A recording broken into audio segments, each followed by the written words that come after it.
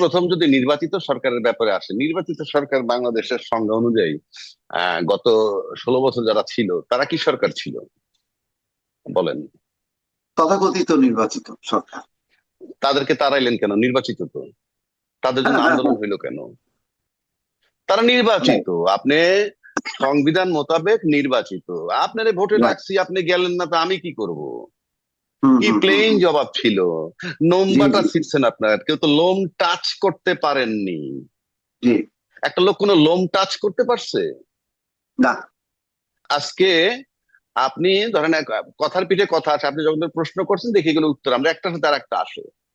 আপনি ফিলিস্তিনে মুসলমান মাইরে ফেলাইতেছে, আপনার কলিজাকারে সিরিয়া টুকরা টুকরা হয়ে যেতেছে। জাস্ট প্রহসন, জাস্ট প্রহসন। আমি আবার বলছি জাস্ট প্রহসন। কেন?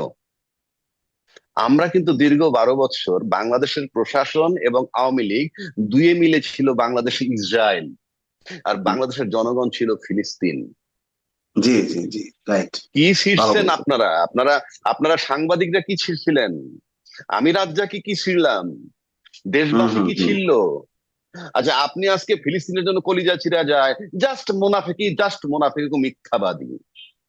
কারণ ফিলিস্তিনিদের জন্য যারা মাঠে লুটেরারা নামছে, তাদের তাদের ফিলিংসটা হাস্যকর। কেন?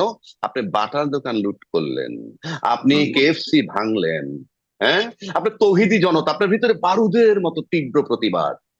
ভালো কথা, আমরাও টেবিল টকে বসি, নানান জায়গায় আড্ডা মারি, আপনিও মারেন। আপনি কি বলেন? যে ফিলিস্তিনের উপরে আসলে অবিচার হচ্ছে। Correct, 100% correct. অন্যায় হচ্ছে, জুলুম হচ্ছে। বাট আপনার মা রেপ্ট হচ্ছে, আপনার বোন রেপ্ট হয়েছে, আপনার বিনা বিচারে হত্যা হয়েছে, আপনার এখানে আয়নাগর ছিল, তখন আপনাদের বারুদ কোথায় ছিল? আপনি আয়নাগর চিনেন নাই? কোথায় আয়নাগর? আমি আবারও বলছি, প্রশাসন আর আওয়ামী লীগ ছিল ইসরায়েল বাংলাদেশের।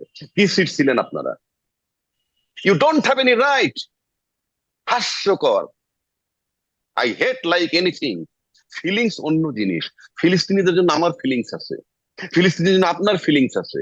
কিন্তু যে লুটেরা গিয়ে বাটার দোকান লুট করে, যদি ভেঙে চুরে জ্বালায় পড়ে যাইতো, বুঝতাম জুতা চুরি করে নিছে, তো খাবার লয়ে গেছে, প্লেট লয়ে গেছে, তার মানে কি? তার মানে আপনি লুট করতে নামছেন কখন? যখন আমার বিদেশিরা এখানে সম্মেলনে বসছে, বিনিয়োগের হুম, সম্মেলন, তখন। ফলোইং ডেতে আবার কি হয়েছে? হাইওয়ের উপরে গার্মেন্টস শ্রমিক ছাঁটাই নিয়ে আন্দোলন। কই, এই মুহূর্তে তো এগুলা নাই। আন্দোলন শেষ হয়ে গেল, ফিলিস্তিনদের ফিলিং শেষ হয়ে গেল, আবার একটা সম্মেলন ডাকবেন যেটা পাইন মারা যায়, সেইটা তখন আপনি আবার ইয়ে করবেন, যে আবার একটা আন্দোলন নিয়ে আসবেন। কই, এখন পর্যন্ত আন্দোলনটা কই? ফিলিস্তিনে তো এখনো মারতেছে না, থেমে গেছে। আমি সেজন্য বললাম। এবার আসেন যে, এটা আমি শুধু এইটুক বললাম, এর বেশি বলার রুচি আমার নাই। আর 2 নম্বর আসেন, আপনি বললেন যে জনগণ বলছে ইউনূস সাহেবদেরকে 5 বছর দেখতে চাই। জনগণ কে সেটা আমার কাছে বড় কথা না, কিন্তু কথার বোল্ডনেসে মানুষ ভয় পাচ্ছে কেন? যে ইউনূস সাহেব আর 5 বছর থাকা দরকার, এই কথাটাই যে ভয়টা পায়। যারা বলে তার থাকার দরকার নাই, তাদের কথায় সেই গতি নাই, তাদের কথায় কোনো ইম্প্যাক্ট হয় না তো। এই দেশে বড় বড় রাজনৈতিক দল তাকে চায় না, নির্বাচন চায়। নির্বাচনের জন্য সিটিং ও করে, করুক 100 ভাগ। আমিও তো বলি, অযোগ্য সরকারকে তাড়ায় দেন, ইটস মাই চ্যালেঞ্জ, তাড়ায় দেন। আমি আপনাদের সাথে থাকবো যদি আপনার আন্দোলন যৌক্তিক হয়, মাঠে নামতে পারেন। একবারও আমি বলি নাই ইউনূস সাহেব দেবতা না। ইউনূস সাহেব দেবতা না, আপনি ইউনূস সাহেবকে নামায় দেন না মাঠে নেমে,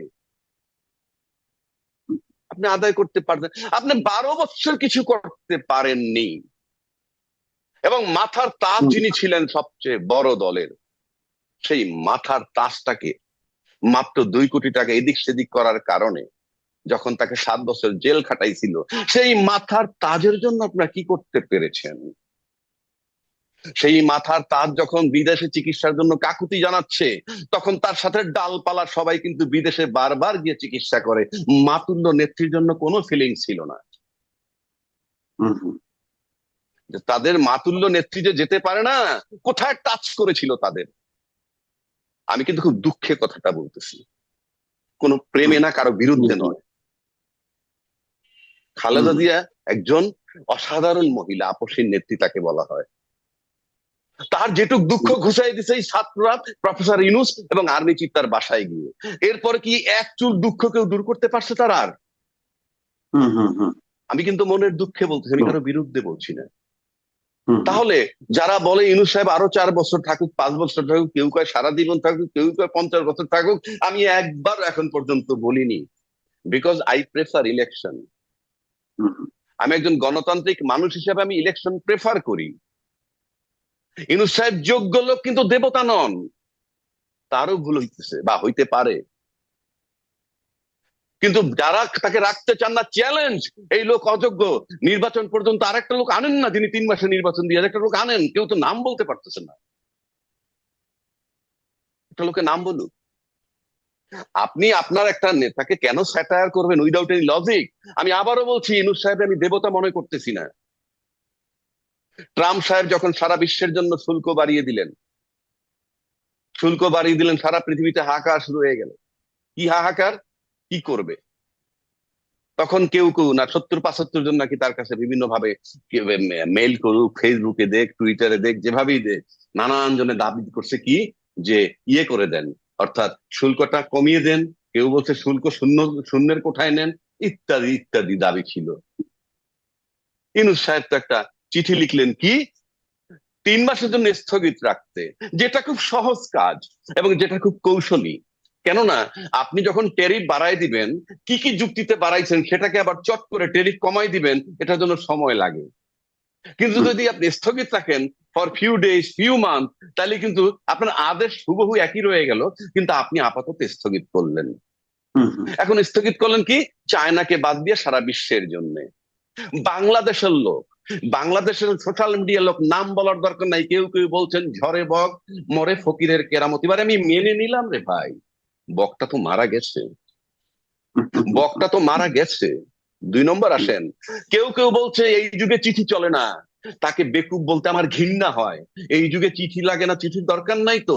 যেই চিঠিটা আমরা দেখছি সেটাকে তো পিডিএফ ফর্মে ট্রাম্পের বাসায় পাঠিয়ে দেওয়া যায়, যত জায়গায় পাঠায় দেওয়া যায়।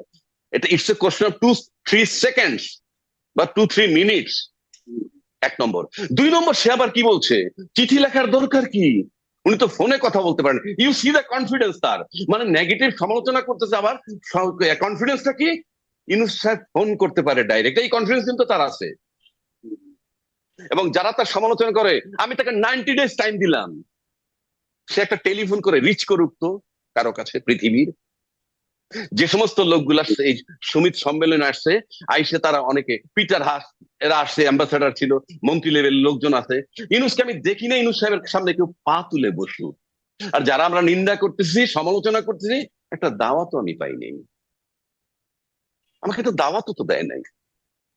একটা কথার কথা বলছি, আমি বলছি না, আমি আবারও বলছি ইউনূস দেবতা নয়, কিন্তু আমি যে লোকটা পাইছি, সে লোকটা যে সমালোচনা করব, যে সমালোচনা করতে, সেই বলতেছে উনি তো ফোনে কথা বলতে পারতেন। বাংলাদেশের আর একটা সেকেন্ড ম্যানের নাম বলুক তো, যার সম্পর্কে বলবে আপনি একটু ট্রাম্পে ফোন করেন। কিন্তু আপনি আমি সমালোচনা করি, ফাইন, এটা সমালোচনা তো লজিক থাকতে হবে। এখন আসেন, কেউ কেউ আবার এও বলছেন এক নিন্দু কি, যে আমেরিকাতে সে খুব ভালো বোঝে মানসিক ভাবে, তাই সে বুঝতে পারছে কি করতে হবে। আমি আরো ন্যাকেট করে বলি, আপনার ধরা যাক যে ট্রাম্প প্ল্যান করছে ইউনূসকে দিয়া, যে তুমি একটা চিঠি লিখো, তারপরে কমায় দিব, মানে স্থগিত করে দিব, তাতেই বা লোকসান কি, তাতেই বা আমার লোকসানটা কি? 3 মাসের জন্য তো স্থগিত হইছে। মানুষ তো দেখি তার রাষ্ট্রনায়ককে বড় বানায়, লুফে নেয় কিছু একটা পাইলে। আমরা গত কিছুদিন আগে দেখছি একটা সেলফি তুলে সেটাতে কত ভাবে উপস্থাপন করা হয়েছে। তা আমি আমার রাষ্ট্রনায়ককে ছোট দেখবো কেন, কারণটা কি? এখন বলবেন হাসিনার নিন্দা করছি, যোগ্য, নিন্দার যোগ্য ছিল, নিন্দা করছি, এখনো করি।